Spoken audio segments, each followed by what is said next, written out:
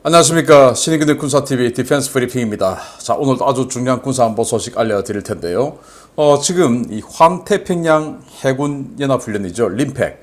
여기에 뭐 많은 나라들이, 태평양 연안에 있는 많은 나라들이 참가하고 있는데, 우리 한국 해군은 지금 소장급 제독이 가서, 상륙군을 지금 총지휘하는 그런 임무까지 수행을 했었습니다. 자, 여기에서 우리 한국 해군이 가지고 있던 유도 로켓인데 비궁입니다. 북한 고속정 그리고 북한의 그 해안포 이런 것들을 잡기 위해서 만든 2.75인치 70mm 로켓을 유도하게끔 만든 그 비궁이 이 림팩에 참가한 많은 나라들에게 지금 아주 큰 관심을 끌고 있고, 특히 미국도 여기에 관심을 보이고 있는데 대박 조짐이 보인답니다. 자, 이거 관련해서 알려드리겠고, 호주가 오커스 레짐, 쿼드, 특히 오커스 레짐을 통해서 핵 잠수함 하려고 했지 않습니까? 그런데 정권 바뀌어버렸죠. 이거 완전히 지금 엎어버리는 이런 친중 정권이 들어왔는데 엎어버리는 거의 사망 선고까지 나온 호주 핵 잠수함 소식도 알려드리도록 하겠습니다. 자, 신의균의 군사TV도 구독, 알림, 좋아요 눌러주십시오. 들어가기 전에 5가지 단신 보겠습니다. 자, 인도가 차세대 항모, 비크란트, 국산 항모죠. 이거 8월 취역을 확정했다라는 소식부터 파키스탄이 친중에서 반중으로 돌아서는 이런 군사적 행보까지 알려드리도록 하겠습니다. 인도가 자체 건조한 차세대 항공모함 비크란트 함의 인수평가를 성공적으로 마치고 오는 8월 22일 취역식 일정을 확정했다는 소식입니다.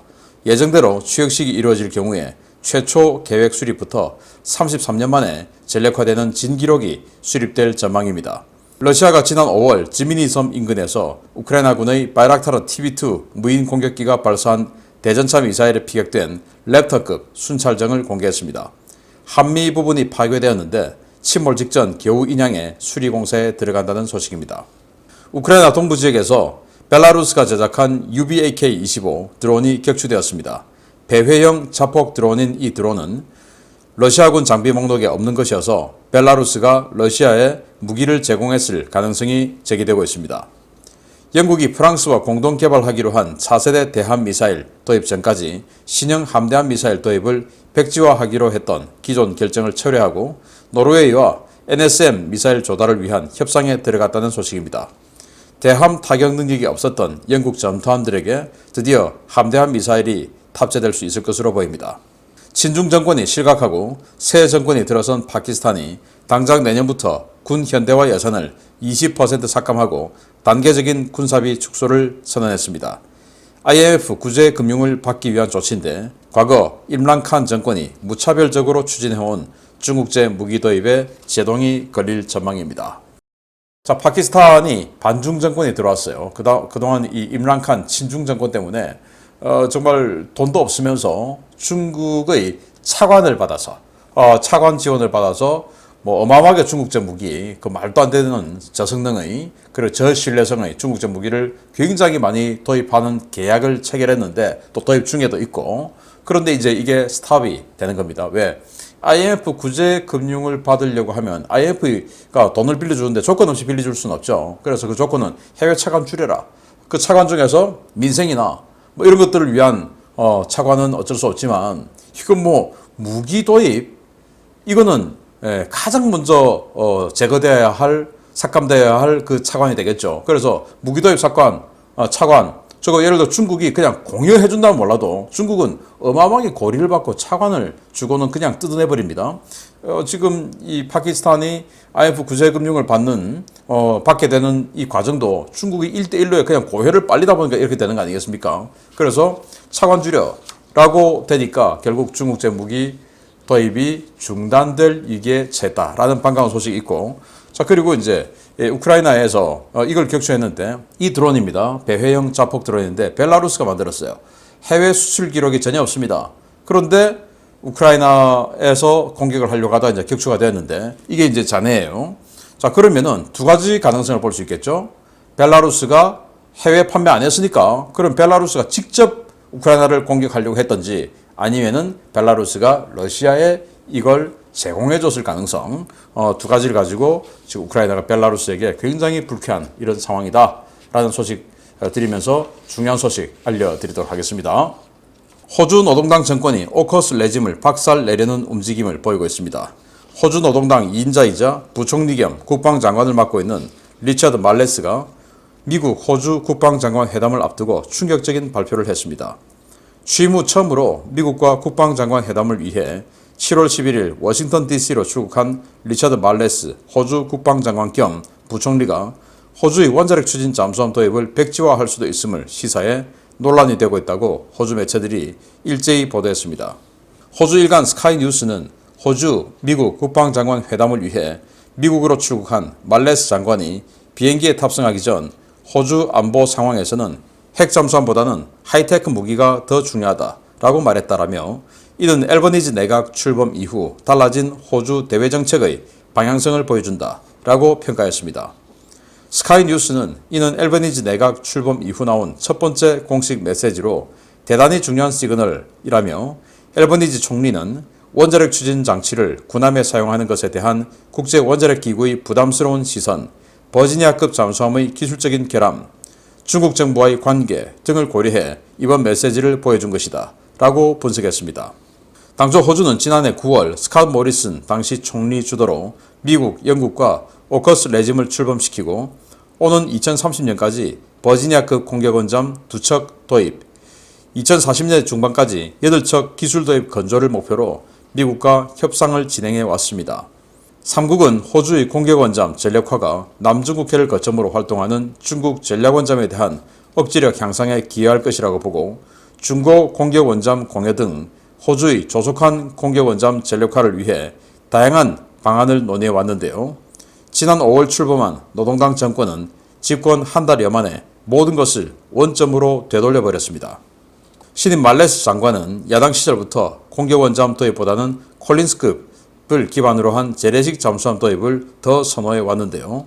이는 호주 노동당의 정책 기조가 중국과의 관계 개선과 협력 강화에 있기 때문이라고 호주 매체들은 분석했습니다.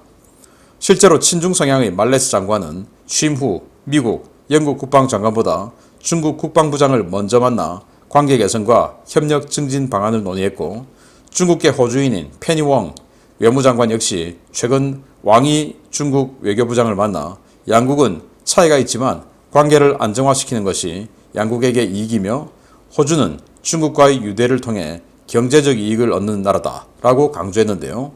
이 때문에 호주 일각에서는 노동당 정권의 급격한 친중 행보가 쿼드와 오커스 레짐을 뒤흔드는 것이 아니냐라는 우려를 제기하고 있습니다. 호주의 급격한 태세 전환에 미국은 대중국 포위망 구축과 인도태평양 전략 구현에 상당한 어려움을 겪게 될 것으로 보이는데요. 급변하는 국제정세 변화에 우리나라의 현명한 전략 수립이 필요해 보입니다. 취임하자마자 중국 웨이팡어 국방부장을 먼저 만나서 관계 개선하자라고 했던 이 호주 부총리 겸 국방부 장관이 이제서야 지금 2달이 지나서야 지금 미국 국방장관을 만나러 가는 그 장도에 오르는 앞에 인터뷰에서 원자력 추진 잠수함은 좀 뒤로 가야 된다. 원래 2040년대인데 그 뒤로 하면 2050년대 이후 뭐 안 하겠다는 말이죠. 그러면서 버지니아급 잠수함의 기술적인 결함, 그 이제 소음 문제가 좀 있는데 그거 미군도 이 정도는 뭐 실전에서 아무 문제 없다라고 하는 거, 또 버지니아급 잠수함이 지금 현재 존재하는 모든 핵 잠수함 중에서 가장 조용한 잠수함에 들어가는 잠수함인데 그걸 보고 기술적인 결함이다. 그러면 이 바닷속의 락 공연장이라는 비아냥을 듣고 있는 콜린스급, 그 콜린스급을 지금 다시 개량해서 쓰자라는 거 아니겠습니까? 그래서 이런 이 친중 정권이 호주에 들어옴으로 인해서 그동안 쿼드, 오커스 이런 레짐을 통해서 대중국 포위 전략의 최선봉에 섰던 호주가 지금 급격하게 이탈하는 상황이에요.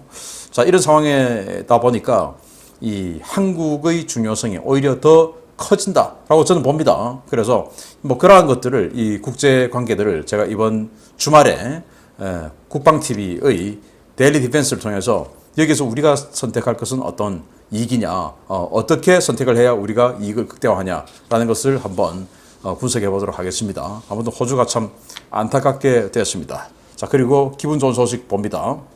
우리나라가 하와이에서 진행되고 있는 림팩 2022 훈련에서 이른바 K-로그로 불리는 비궁 유도 로켓을 공개해 미국을 비롯한 주요 우방국들의 큰 관심을 끌었다는 소식입니다. 해군 전문지 네발뉴스 역시 비궁의 해외 수출 가능성에 주목하는 기사를 게재했습니다. 한국 해군이 방위사업청, LIG-X1 등과 협력해 지난 7월 4일 마라도함에서 K-로그 비궁 설명회를 가졌다고 네발뉴스가 현지 시각 7월 10일 보도했습니다. 이번 설명회에는 미 태평양 함대 사령관인 사무엘 파파로 대장과 부사령관 블레이크 컨버스 소장 등 미 해군 고위 간부들과 주요 우방국 해군 관계자들이 참가했는데요. 네발뉴스는 비궁이 미군은 물론 주요 우방국들의 이목을 집중시켰다고 전했습니다.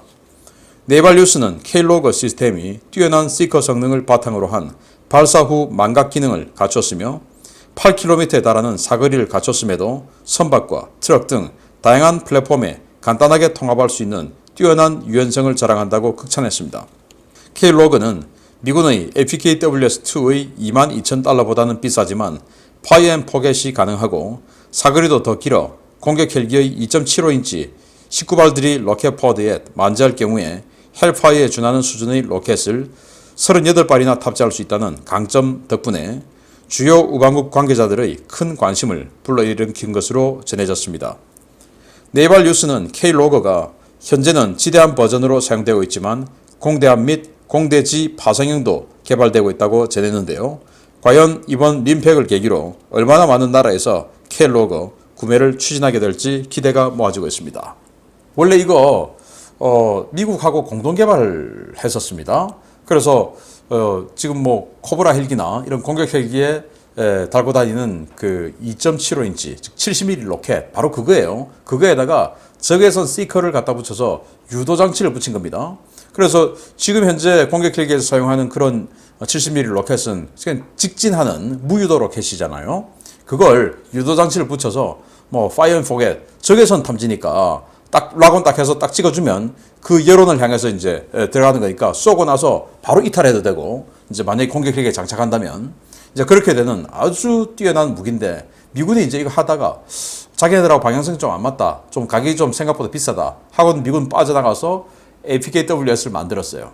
만들고 보니까 이제 미군이 뭐야 한국보다 더 비싸잖아 이렇게 됐는데 미군이 지금 이제 그걸 APKWS2 버전에 와서 대량 생산하다 보니까 이제 가격이 좀 싸져서 미군의 APKWS2는 22,000달러 발당 그 정도 되는데 근데 미군 APKWS는 레이저 유도예요. 그러니까 계속 표적에 맞을 때까지 레이저로 유도를 해줘야 되죠. 그러니까 쏘고 나서 바로 이탈할 수가 없어요. 이탈하더라도 계속 이제 레이저는 유도를 해줘야 되는 그 단점이 있기 때문에 우리보다 좀 못합니다. 동시 대응 능력도 떨어지고 우리는 뭐 여러 발 다 뭐 쏠 수 있죠. 라고만 딱 되면 자 그러면서 미군은 사거리가 한 5km밖에 안 돼요. 그래서 그런데 우리는 미군은 공격 헬기에서 쏴도 한 5km밖에 안 되는데 우리는 지대지 버전으로 쏴도 8km를 날아가는 거예요. 사거리 길죠. 그리고 파이어 앤 포겟 되니까 동시 대응 능력 더 좋고 만약에 이 비행기나 전투기나 공격기나 또 헬기에 장착했을 때 생존성 쏘고 나서 바로 그냥 이탈해 버리면 되니까 생존성 더 뛰어나죠. 그러니까 한국의 이 FKWS보다 한국의 비궁이 훨씬 나은 메커니즘이다. 그리고 차량이나 이런데 다 장착해서 뭐 아무 데서나 쏠 수 있으니까 여러 다용도로 쓸 수 있어서 이게 지금 태평양 함대 사령관이에요. 여기 태평양 함대 부사령관이고 그 동맹국들 많이 있죠. 마라도함 기억날 겁니다. 여기에서 이제 비공유 지금 얹어놓고 지금 설명을 하고 있는데 그래서 관심을 가진다. 그러면 우리 비공 얼마냐? 한 3,300달러 정도. 그러니까 지금 요즘 환율이 많이 올라갔지만 어쨌든 뭐 한 발당 한 3,500만 원. 그러면 헬파이어 미사일은 어느 정도 되냐? 헬파이어 미사일은 발당 한 2억 원 가까이. 이러니까 헬파이어 미사일 무겁죠. 그래서 전차를 상대로 헬파이어 미사일 쏘는 건 좋은데 미군도 전투를 벌여보니까 왜 이 FKWS를 만들었냐. 전차를 잡는데 헬파이어 미사일을 쏘는 건 맞는데 장갑차나 트럭 이런 것들 잡는데도 헬파이어 미사일 쏘면 이거는 이제 너무 오버스펙이고 비용 대비 효과가 낮다라고 생각해서 APKWS를 만들었는데 사거리가 짧죠. 그리고 동시 대응을 할 수가 없죠. 레이저를 계속 조사해 줘야 되니까. 그런데 이건 이 사거리가 길고 하니까 거의 뭐 헬파이어급의 사거리니까 멀리서 동시에 다량의 적 차량들을 격파할 수 있으니 이거 뭐 38발 그리고 헬파이어 8발 이렇게 딱 달고 공격력이 하나 올라가면 적 기가 대대 하나 완전히 다 박살낼 수 있는 이런 능력 되죠. 그래서 아마 많은 나라가 관심을 가질 것이다 라고 하는 네발 뉴스의 기사가 나와서 여러분들께 기분 좋게 소개해드렸습니다. LIG 넥슨도 좀 대박 좀 터뜨리기 바랍니다. 요즘 뭐 한화 디펜스 엄청 잘 나가는데 마치겠습니다. 감사합니다.